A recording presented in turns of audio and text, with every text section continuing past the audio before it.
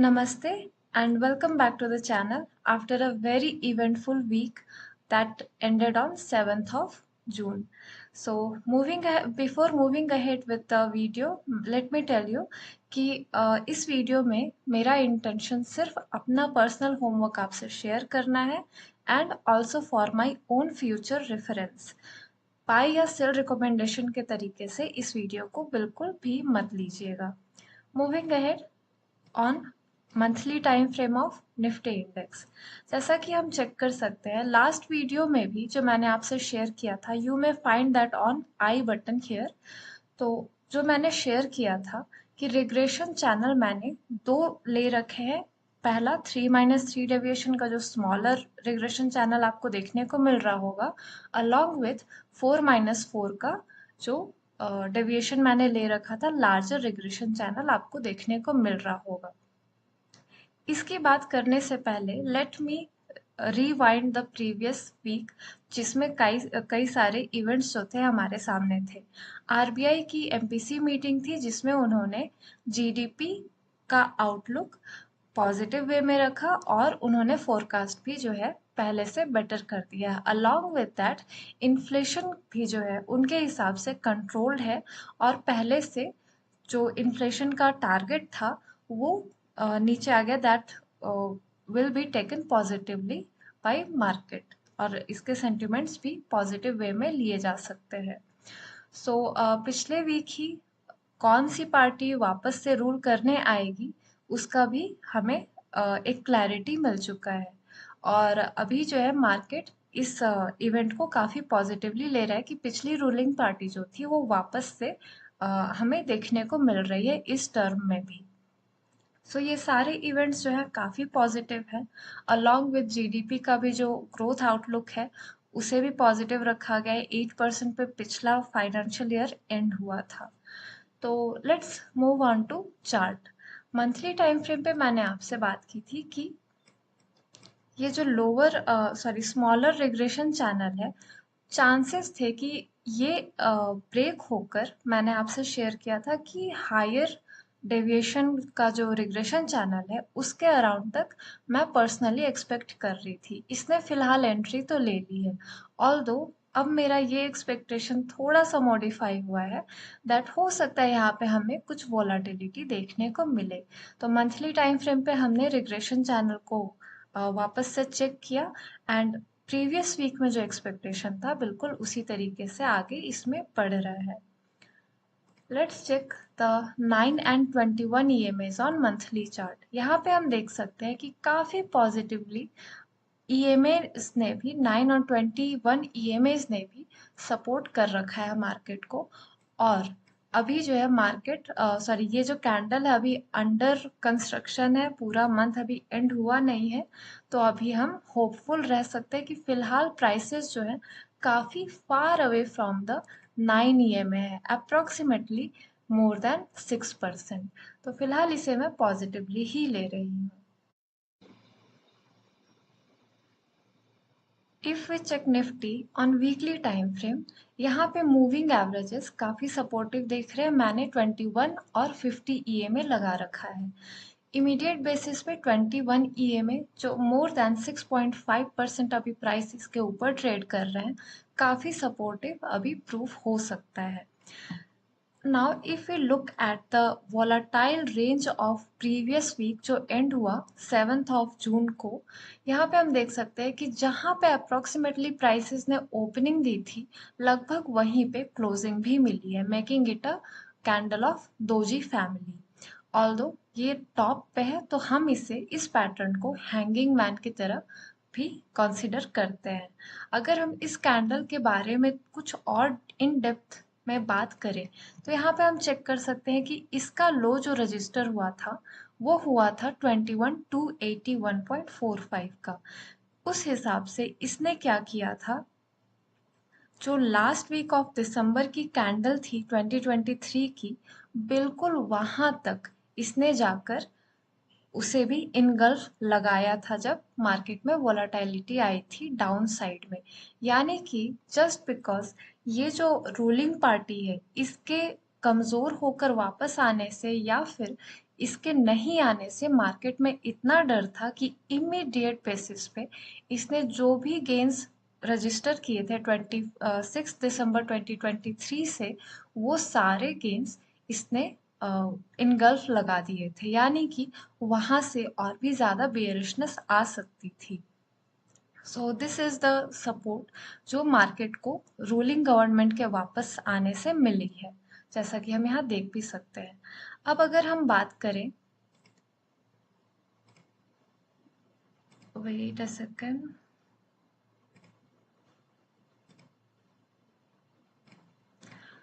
मैंने पिछली बार ये जो हल्का सा राइजिंग वेज का फॉर्मेशन हमें देखने को मिल रहा है, इसके बारे में भी शेयर किया था।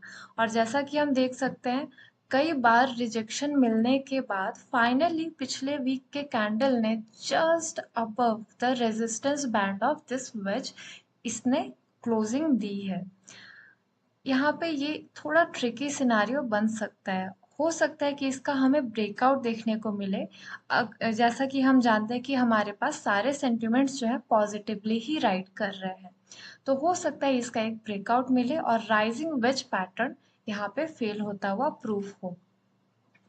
अलॉन्ग विद दैट एक पैरेलल चैनल भी मैंने ड्रॉ कर रखा है। राइजिंग वेज को मैंने जस्ट अभी हाइड किया, और ये जो parallel channel, sorry regression channel मैंने ड्रॉ कर रखा है, और इसका एक्सटेंशन मैंने लिया है 20 मार्च 2023 के कैंडल के लो से। तो और इसे मैंने एक्सटेंड कर दिया है लास्ट वीक के कैंडल तक।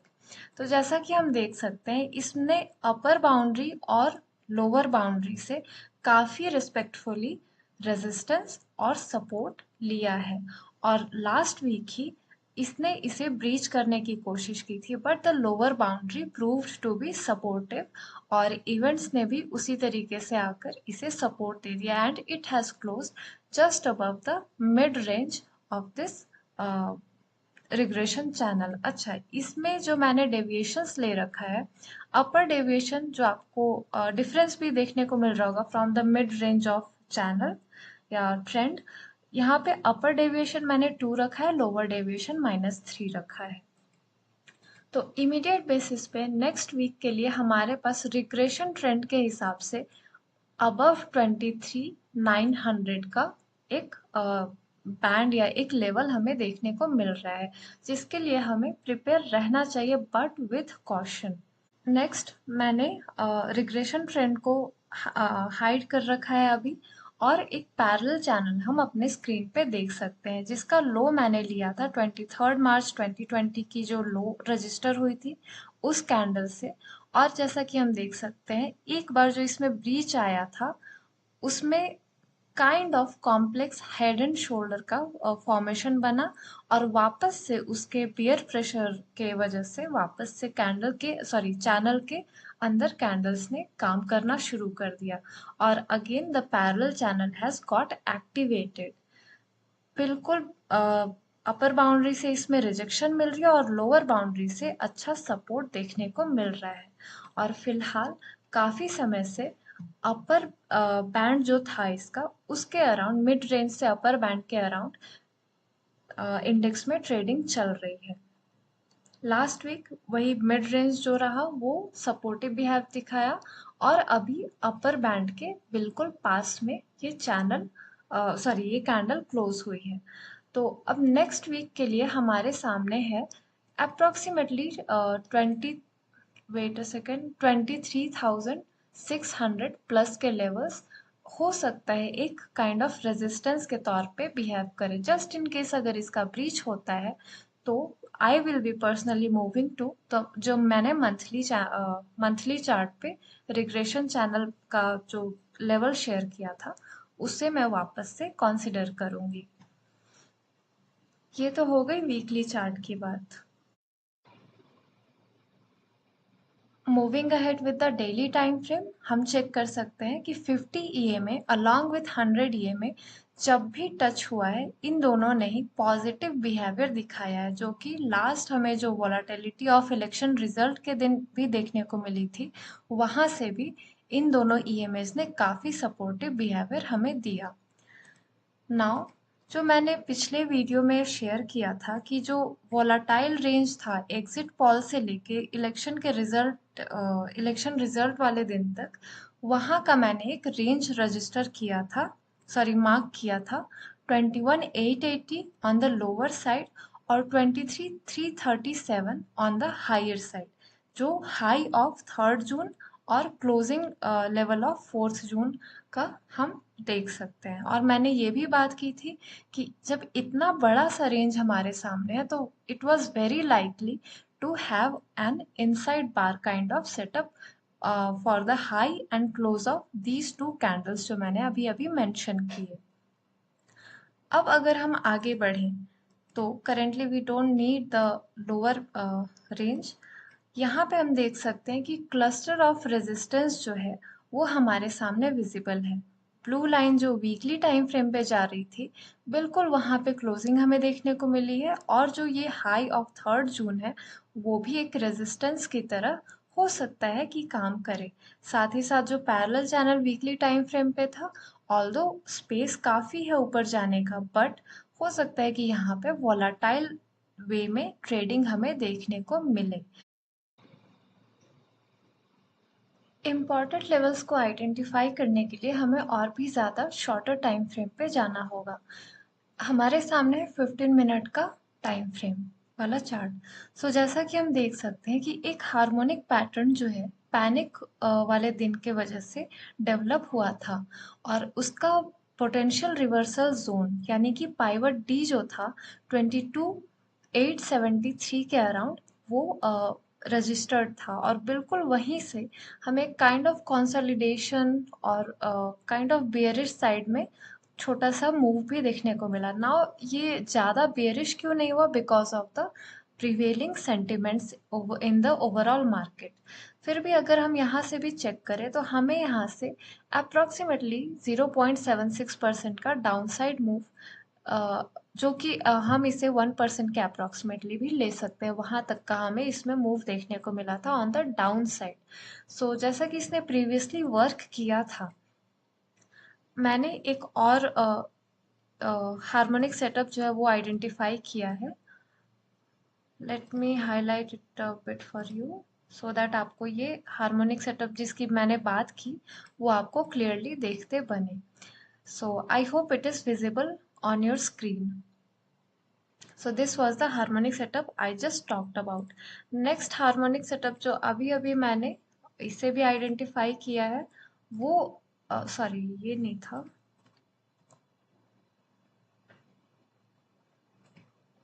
it was this one.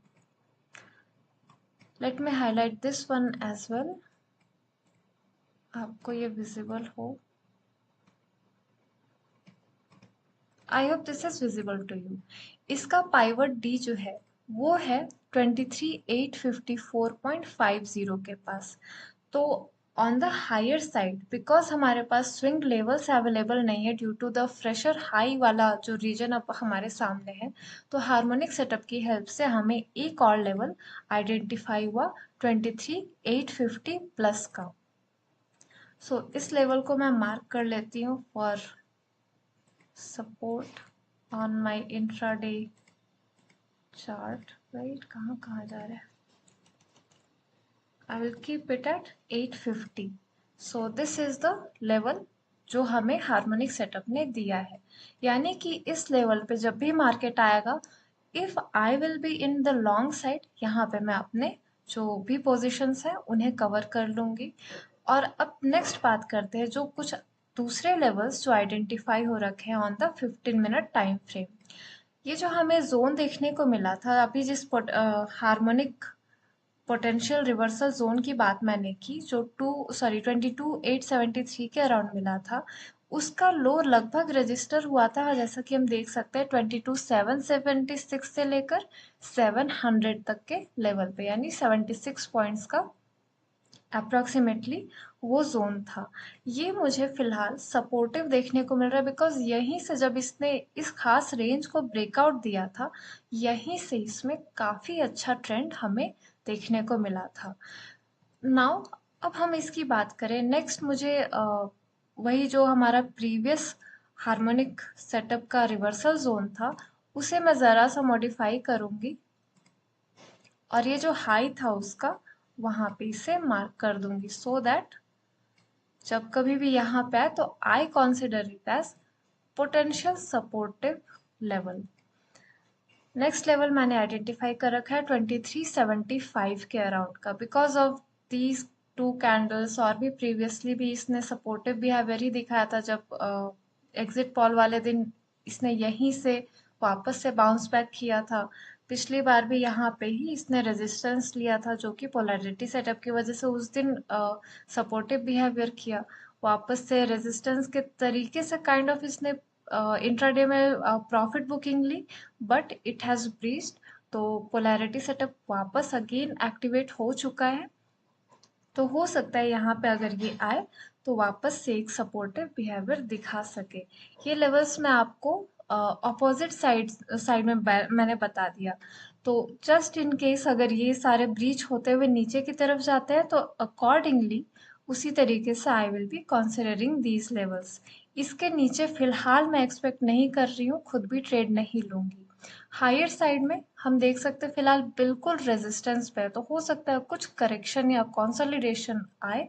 RSI भी जो है अभी काफी ऊपर ही ट्रेड कर रहा है। अगर हम आरएसआई की भी बात करें तो मूविंग एवरेज कुछ ऊपर है और आरएसआई अभी मूविंग एवरेज से जस्ट नीचे हो गया है। तो let's see how it pans out.